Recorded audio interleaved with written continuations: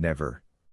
Driven from Vermont, driven from Illinois, driven from Ohio, driven from Missouri, driven from Utah, we shall yet find some independent territory on which to plant our tents. And you, my brother, continued the elder, fixing his angry eyes upon his single auditor, will you not plant yours there, too, under the shadow of our flag?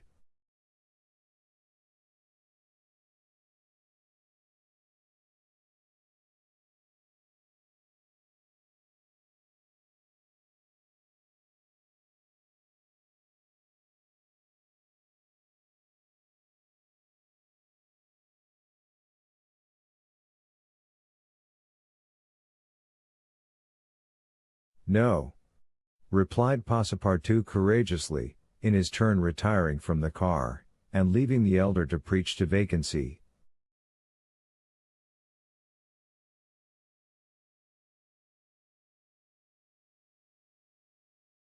During the lecture the train had been making good progress, and towards 12:30 it reached the northwest border of the Great Salt Lake.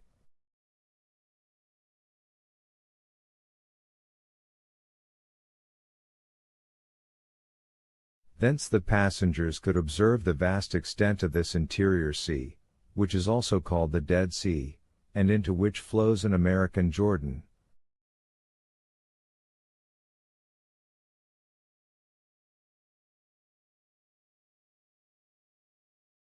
It is a picturesque expanse, framed in lofty crags and large strata, encrusted with white salt, a superb sheet of water, which was formerly of larger extent than now, its shores having encroached with the lapse of time, and thus at once reduced its breadth and increased its depth.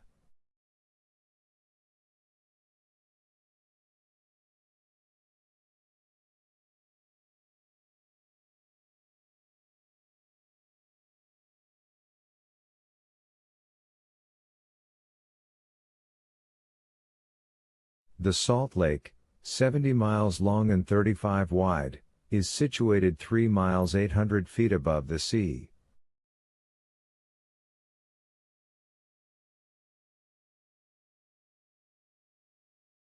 Quite different from Lake Asphaltite, whose depression is 1,200 feet below the sea, it contains considerable salt, and 1/4 of the weight of its water is solid matter, its specific weight being 1,170, and, after being distilled, 1,000.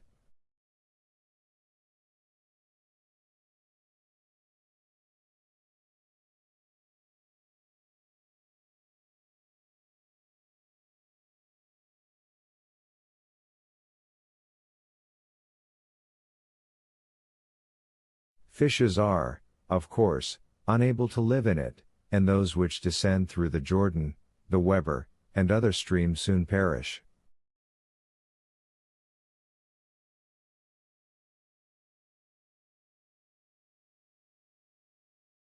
The country around the lake was well cultivated, for the Mormons are mostly farmers, while ranches and pens for domesticated animals, fields of wheat, corn, and other cereals, luxuriant prairies, hedges of wild rose, clumps of acacias and milkwort, would have been seen 6 months later. Now the ground was covered with a thin powdering of snow.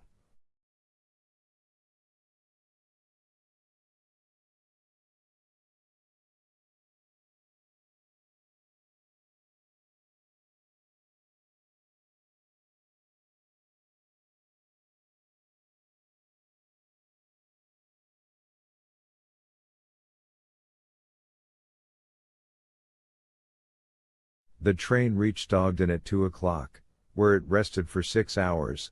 Mr. Fogg and his party had time to pay a visit to Salt Lake City, connected with Ogden by a branch road, and they spent 2 hours in this strikingly American town, built on the pattern of other cities of the Union, like a checkerboard, with the somber sadness of right angles, as Victor Hugo expresses it.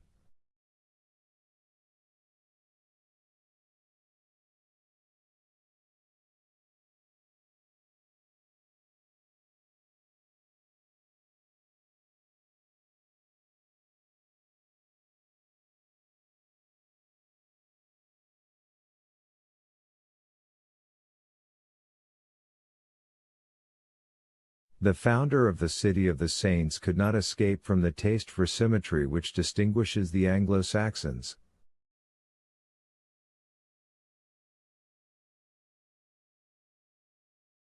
In this strange country, where the people are certainly not up to the level of their institutions, everything is done squarely: cities, houses, and follies.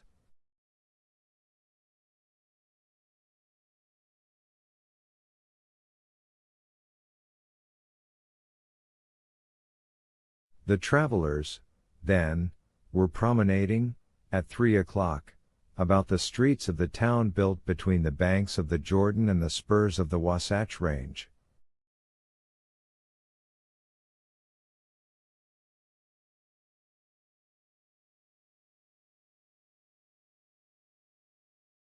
They saw few or no churches, but the prophet's mansion, the courthouse, and the arsenal, blue brick houses with verandas and porches, surrounded by gardens bordered with acacias, palms, and locusts.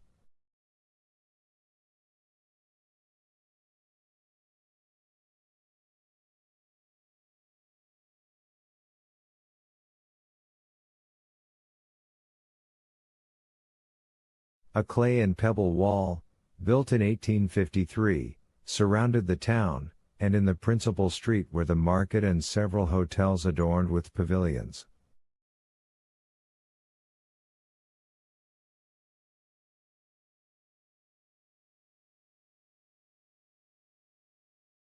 The place did not seem thickly populated.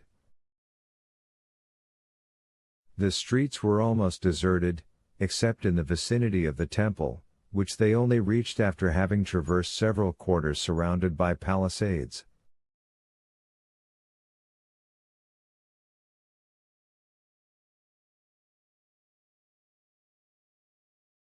There were many women, which was easily accounted for by the peculiar institution of the Mormons, but it must not be supposed that all the Mormons are polygamists.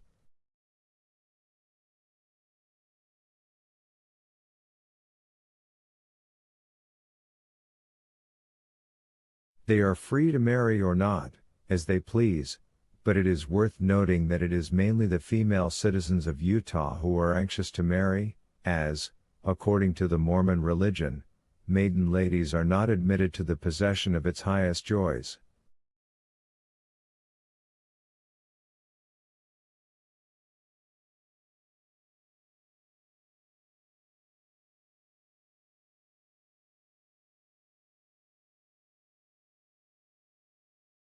These poor creatures seem to be neither well off nor happy.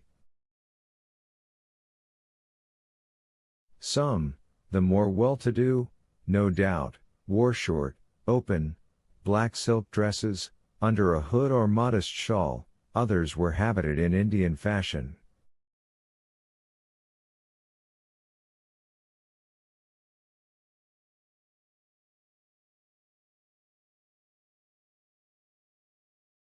Passepartout could not behold without a certain fright these women, charged, in groups, with conferring happiness on a single Mormon.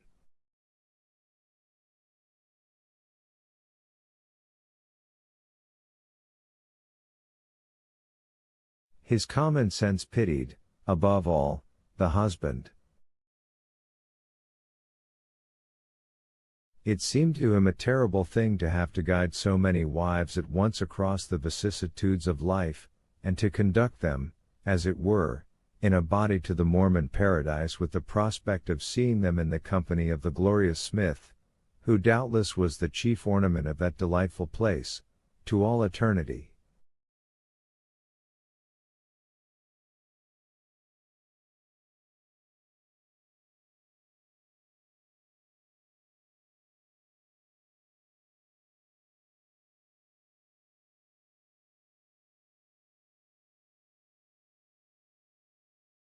He felt decidedly repelled from such a vocation, and he imagined, perhaps he was mistaken, that the fair ones of Salt Lake City cast rather alarming glances on his person.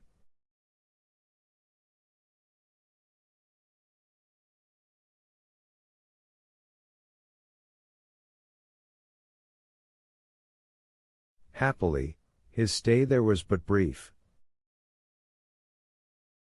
At 4 the party found themselves again at the station, took their places in the train, and the whistle sounded for starting.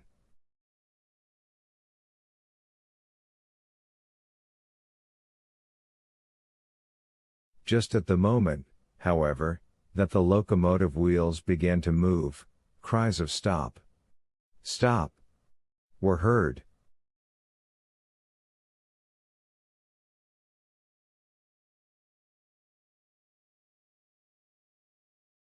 Trains, like time and tide, stop for no one. The gentleman who uttered the cries was evidently a belated Mormon. He was breathless with running. Happily for him, the station had neither gates nor barriers. He rushed along the track, jumped on the rear platform of the train, and fell, exhausted, into one of the seats.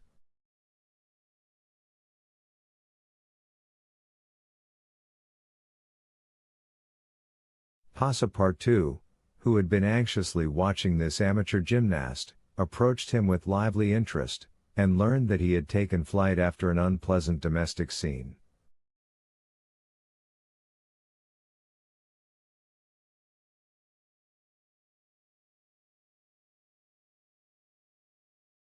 When the Mormon had recovered his breath, Passepartout ventured to ask him politely how many wives he had, for, from the manner in which he had decamped, it might be thought that he had 20 at least.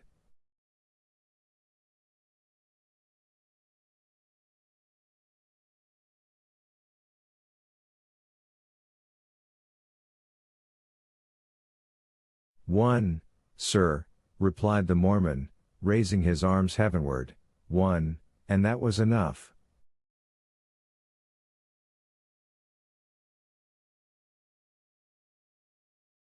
Chapter 28, in which Passepartout does not succeed in making anybody listen to reason. The train, on leaving Great Salt Lake at Ogden, passed northward for an hour as far as Weber River, having completed nearly 900 miles from San Francisco.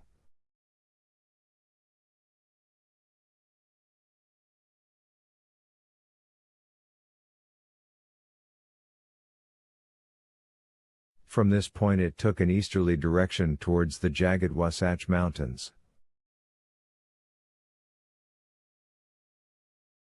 It was in this section included between this range and the Rocky Mountains that the American engineers found the most formidable difficulties in laying the road, and that the government granted a subsidy of $48,000 per mile, instead of $16,000 allowed for the work done on the plains.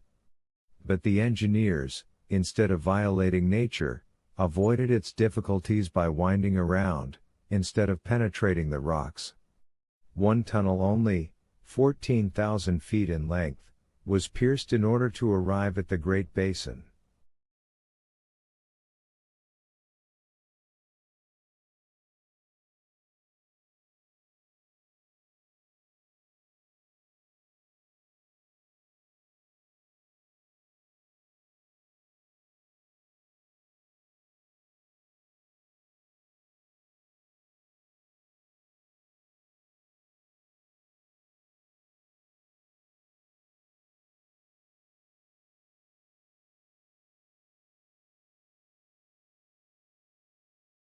The trek up to this time had reached its highest elevation at the Great Salt Lake.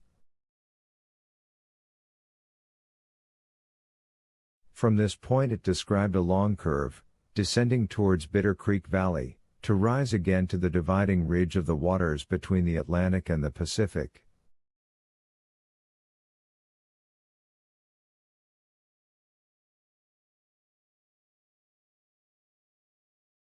There were many creeks in this mountainous region, and it was necessary to cross Muddy Creek, Green Creek, and others, upon culverts.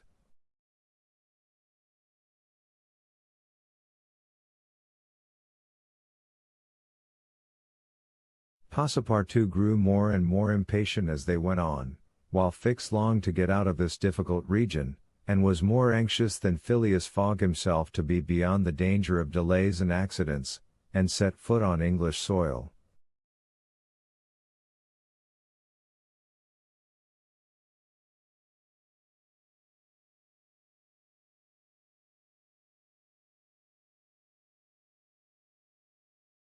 At 10 o'clock at night the train stopped at Fort Bridger Station, and 20 minutes later entered Wyoming territory, following the valley of Bitter Creek throughout.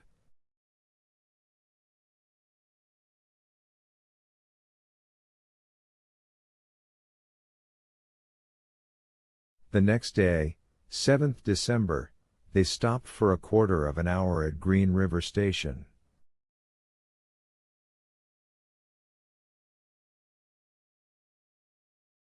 Snow had fallen abundantly during the night, but, being mixed with rain, it had half melted, and did not interrupt their progress.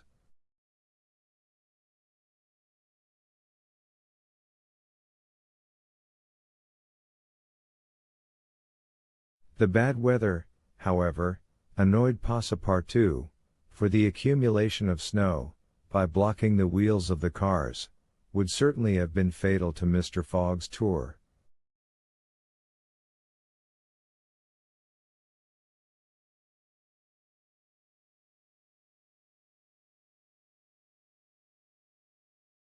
What an idea! He said to himself. Why did my master make this journey in winter?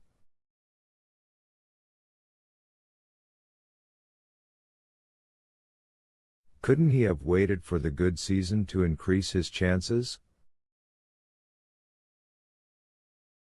While the worthy Frenchman was absorbed in the state of the sky and the depression of the temperature, Otto was experiencing fears from a totally different cause.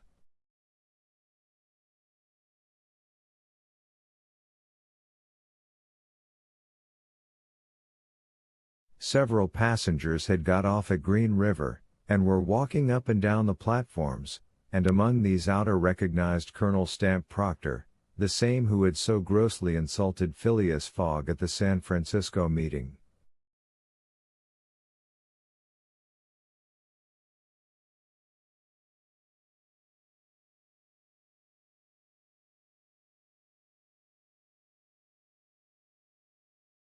Not wishing to be recognized, the young woman drew back from the window, feeling much alarm at her discovery.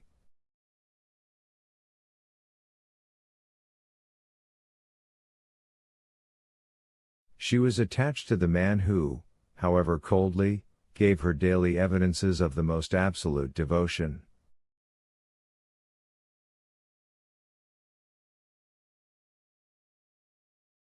She did not comprehend, perhaps, the depth of the sentiment with which her protector inspired her, which she called gratitude, but which, though she was unconscious of it, was really more than that.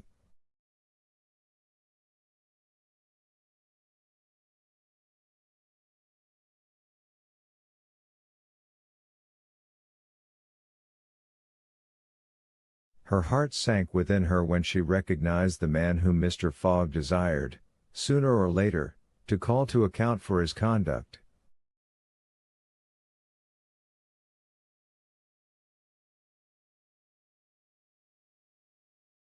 Chance alone, it was clear, had brought Colonel Proctor on this train, but there he was, and it was necessary, at all hazards, that Phileas Fogg should not perceive his adversary.